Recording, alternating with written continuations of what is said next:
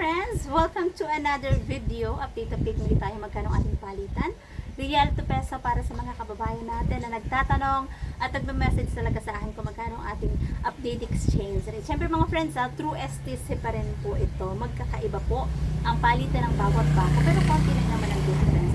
Kaya ang purpose ng video ito mga friends is para magkaroon kayo ng idea kung magkano ang ating update exchange rate ngayong araw ng Martes, February 11, 2025.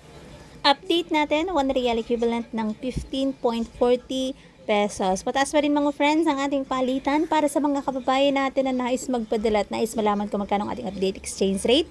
Yan po ang ating palitan. True STC ito mga friends, STC Pay to bank account.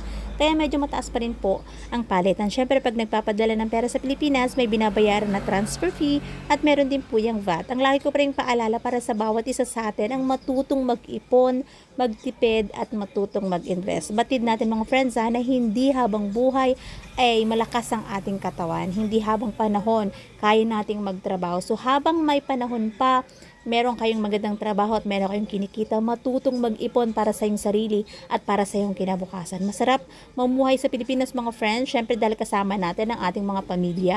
Pero masarap ding mamuhay dito kung meron ka talagang pagkakakitaan kasi batid naman natin na sobrang taas ng bilihin dito sa Pilipinas. Kaya ang kailangan natin ay meron kang ipon, may savings ka kung gusto mo talagang mag-for good dito sa Pilipinas. At yung savings mo na yon, magagamit mo yung kung nais mong magnegosyo dito sa ating bansa. Kaya matutong mag-ipon. Habang maaga pa mga friends, matutong mag-ipon para sa iyong kinabukasan. So that's it for today's video mga friends. Thank you for watching and see you on my next update. God bless everyone. Much love.